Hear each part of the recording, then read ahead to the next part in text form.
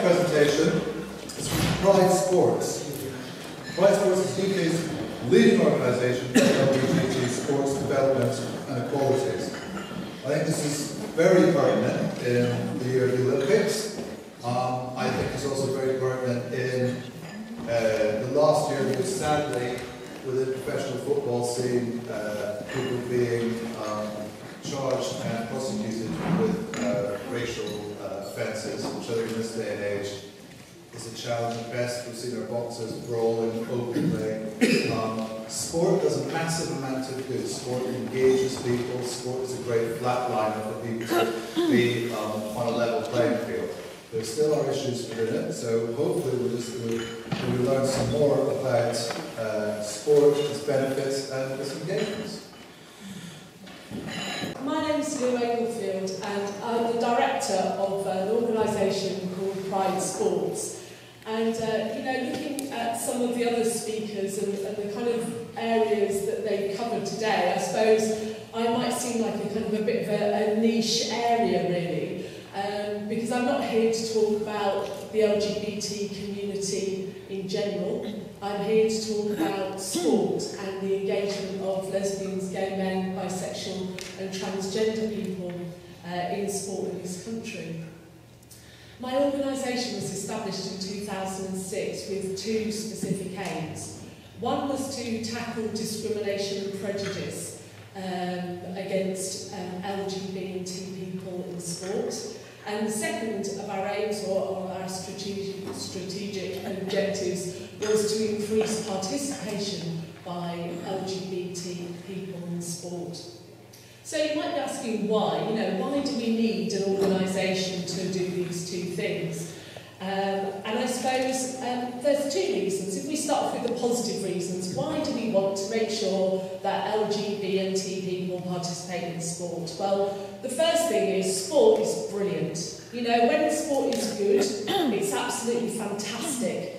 It provides us with team spirit. It increases our chance of living longer, healthier lives. It encourages good values and principles when it's good, and when it's bad, as John Amici said at a conference we were at in Croatia at the weekend, it's like a destructive toddler. With one stride, it can cause untold damage. And that's because sport is hugely popular in the UK, hugely influential, and role models have a massive impact on a whole range of people in our society. So when it's good, it's very, very good, and when it's bad, it's terrible. The other thing I'm here to tell you is that kind of sport generally lags behind other areas of social life in the UK in terms of LGBT human rights. And certainly, when I started working in the field 6 years ago, I don't think I was really prepared for all the things that I've learned, all the kind of stereotypes, all the barriers that we still face as a community in terms of accessing sort of basic, basic resources and opportunities in this area. So rather than just saying, well, this is what I think, I thought I'd back that up with a few facts and figures and some research. In 2008, Sport England undertook a review of the literature into sexual orientation in sport.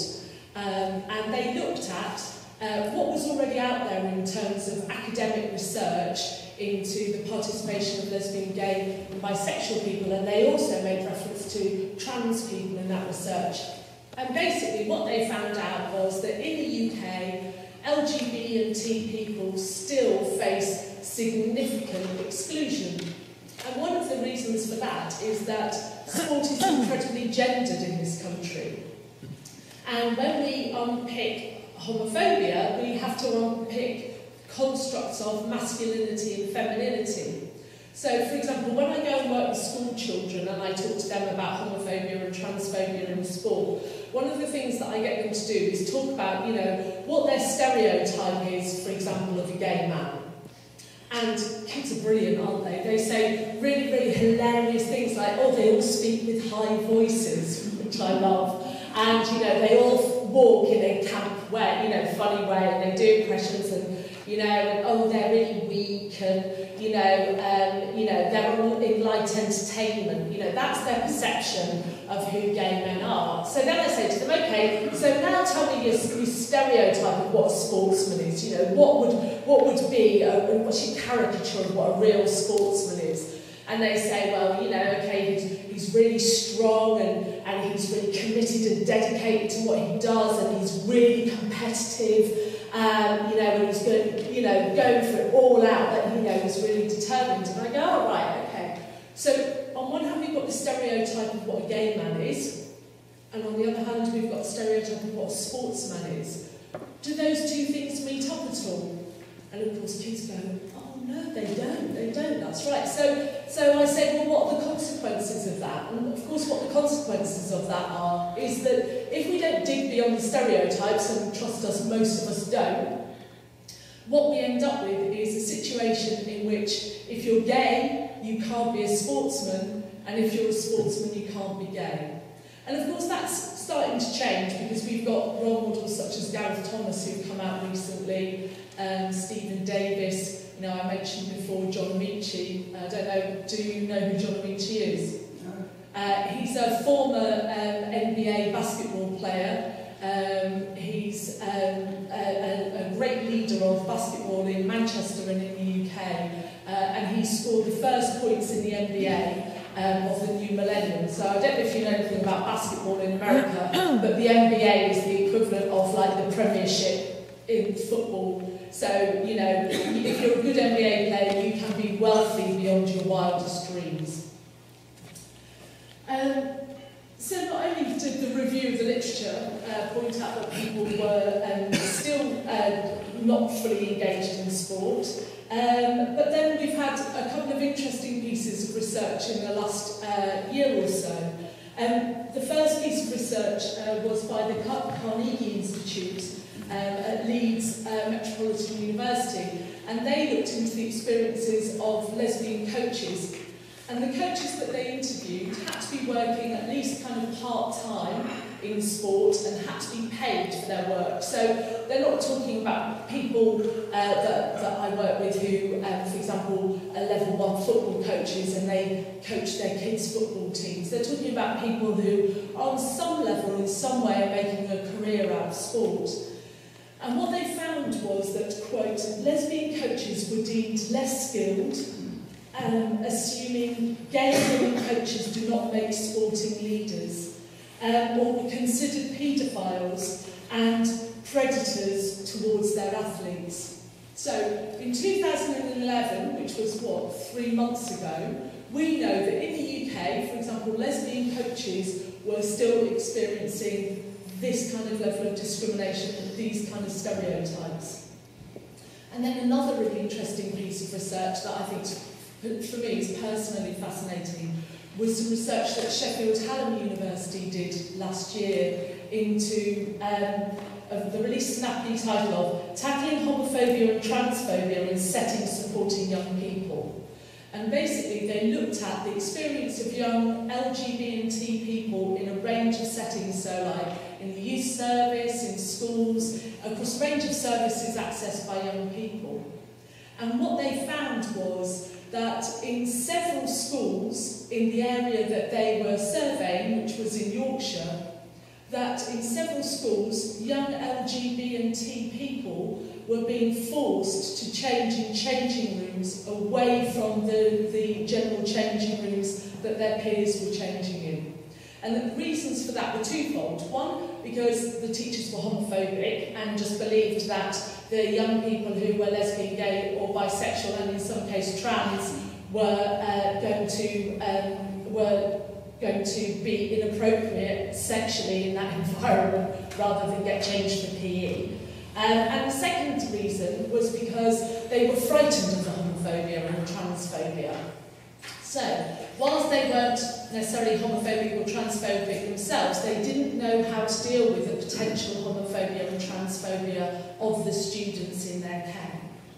And the consequences of that, of course, is that, that what we have in this country is young people whose experience of school sport is highly, highly negative. So when I say this in sport in general terms, in general sport, everybody says, yeah, but there's a national drop-off at 14 in the UK. Girls don't carry on doing sport, boys don't carry on doing sport. What's the big deal?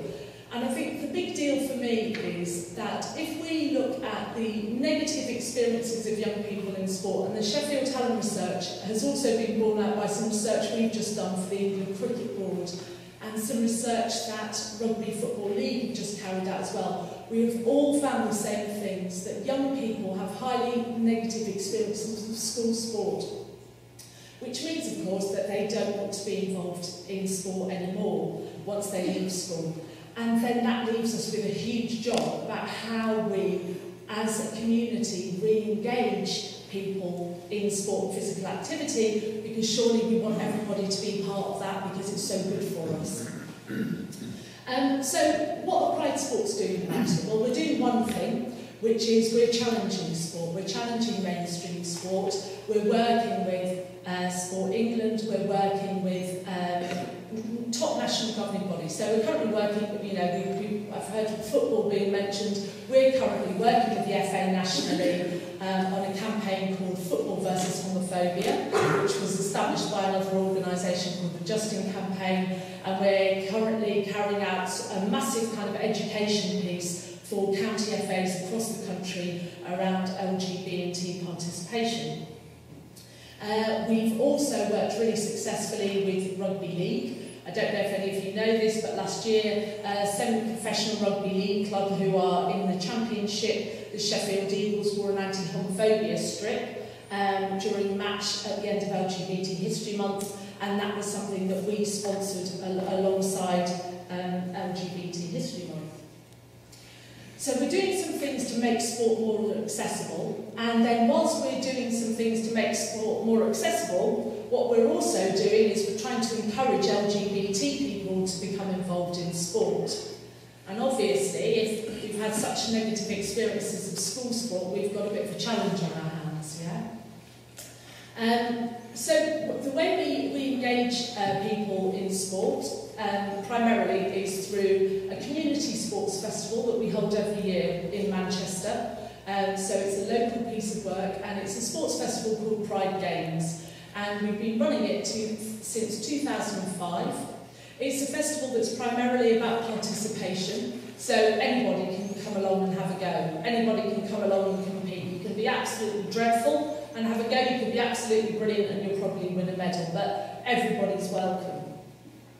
Pride Sports happens, our competition event happens over a weekend, and in the lead into the competition, what we do is we advertise a number of LGBT sports groups.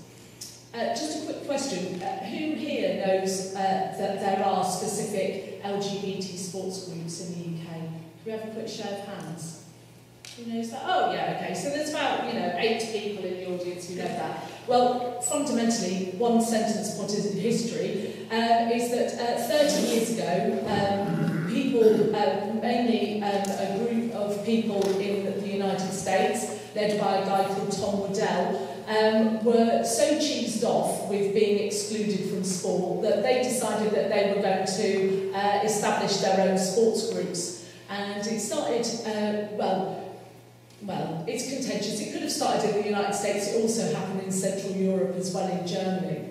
And now there's a global LGBT sports movement, and there are 2 global LGBT sports events, one called the Gay Games, which happened 2 years ago in Cologne, which attracted 10,000 participants, which I think makes it slightly bigger than the Olympic Games, and one called the World Out Games. So in Manchester, we currently have something like 26 LGBT sports and activity groups. I have to say, before my organisation existed, there weren't as many. We've helped launch about 8 of those in the last 6 years.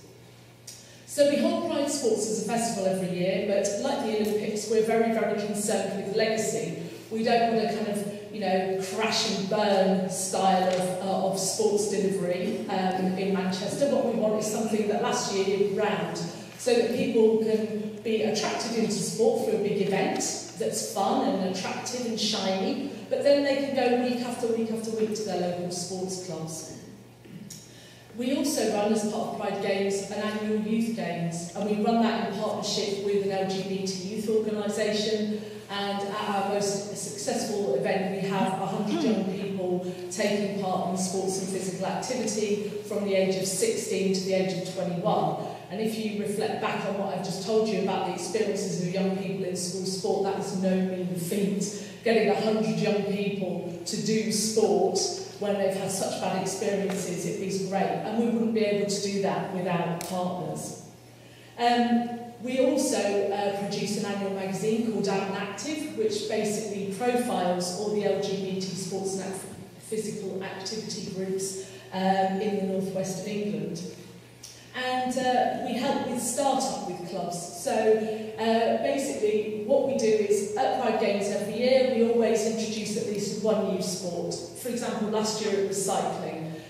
We put on a cycling event in partnership with the local cycle social enterprise, and we've recently just launched the newest sports group in Manchester, which is an LGBT cycle group called Different Spokes. Now, we've provided the infrastructure to make that happen and a small bit of funding, which we've kind of stolen from some other bit of work that we did in the mainstream, because LGBT sport doesn't really get funded very well. We also help with club development, so we help new coaches, we get qualified, we help clubs work out what they need in terms of coaches, because one of the things that characterises LGBT sport is that we're generally under-resourced, underfunded, and also quite often unaffiliated, and that might be because, for example, we don't adhere to particular gender codes, so you know, LGBT football teams might have female as well as male players in them, for example. We also focus largely on club development, making clubs grow stronger and attract more members. We help clubs get funding, support and recognition where they need it. We also help them link in with, for example, local county sports partnerships. So I've got 1 minute left, and really what I just wanted to say was, you know, obviously I'm from Manchester, we're working nationally throughout the UK, but if there's anything we can do to work with anybody here today, I'm sticking around for the rest of the day, so please come and talk to me about the work we do, and let's find a way of working together. Thank you.